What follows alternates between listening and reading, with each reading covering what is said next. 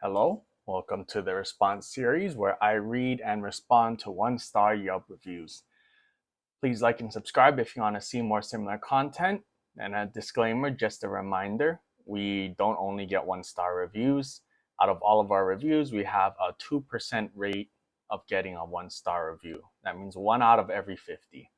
For this episode, I'll be reading my reviews and responses from the past since it's been over a month since we got a bad review and I need to fill in some content. Okay, let's get started. Matt P. Do not eat at this establishment. Shame on you, Chef Kenny Lee, that's me, and Chef Chun for selling a dinner for two at $500 USD. We had to eat at Zippy's last night after our experience in your restaurant. My wife and I made dinner reservations last night to celebrate our wedding anniversary with the already no expectation of 65 per person fixed menu. Our waiter was a gracious host, but instantly went into the used car salesman pitch of how much cheaper the Wagyu is at OX compared to other guys, question mark, instead of a period. Wife ordered the Wagyu, I ordered the scallops, with the only side choice being a salad. Final bill was close to $500. We were charged 65 per person, plus $120 for the extra beef, plus 3% credit card fee, plus other hidden fees outside of added gratuity. All of the napkins at the table with aluminum chairs you get from Ross's just for less. Shameful, never again. All right, so I'll read my response now. For reviews that are constructive and reasonable, I'm more prone to responding with an open mind. This is not one of them. Elena hasn't been with the company for over 3 years now. Our Wagyu is significantly cheaper. It'd be a shame to not inform our guests about it. And I just wanted to say on that part, other restaurants in Hawaii sell Wagyu for $25 to $50 an ounce. In Vegas, they sell it up to $70 an ounce. It's the same Wagyu from Japan, A5, and we sell it for $13 an ounce. So the next closest competitor sells it for 25-ish. We sell it for 13. It's very cheap. That's why I tell my staff, make sure the guests understand how cheap it is because we barely make any money on it. So we just like serving Wagyu. All right, moving on.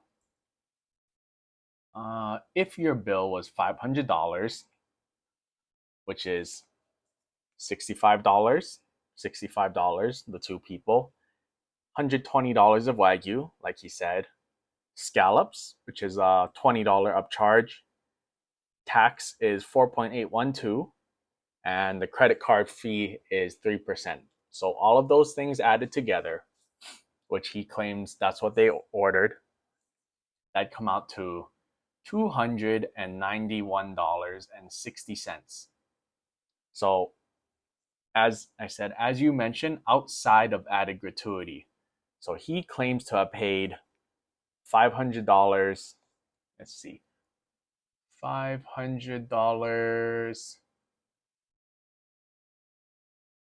plus other hidden fees outside of added gratuity.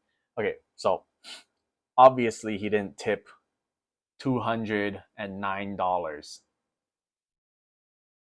Yeah, that $500, 291. Big difference, right? So where did all this hidden fee stuff come on? Anyways, my response, I said, other hidden fees. I'd be rich if I tacked on $200 of hidden fees to everyone's bills. Supplements on premium ingredients and alcohol are the only other sources of hidden fees. So either he ordered more stuff or he didn't pay $500. And he didn't pay $500. I went and I looked up their bill. It was much closer to what I said, in the $300 range, not 500. So that's just a flat out lie. Okay, moving on. I hate cloth napkins. They're not absorbent and believe paper napkins are more sanitary. We bought those chairs 4 years ago for $80 each before Ross started carrying them. Bad luck on our part. This review is an excellent example of when people pull non factual statements out of thin air and posting a spiteful review knowing that 95% of businesses will not respond or blindly apologize. So that's my response. And obviously, the 95% isn't a statistic that you can see, but for the most part, like when I see other owners respond, usually they give a canned copy paste response like, "I'm sorry, we'll do better" and all that. But I actually put thought and effort into my responses.